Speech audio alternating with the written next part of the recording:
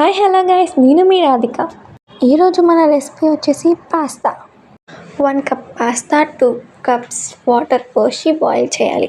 అవి బాయిల్ అయ్యేలోపు ఒక చిన్న ఉల్లిపాయని సన్నగా కట్ చేసి, ఒక 2 మిర్చిని కట్ చేసి 2 స్పూన్స్ ఆయిల్లో ఫ్రై చేయాలి.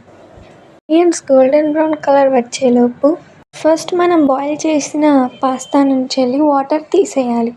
చూడండి, ఆనియన్స్ మంచిగా గోల్డెన్ బ్రౌన్ కలర్ వచ్చాక అల్లం వెల్లుల్లి పేస్ట్ వేయాలి, కొంచెం 1/2 స్పూన్ అండ్ 1/2 స్పూన్ పసుపు ఆల్సో.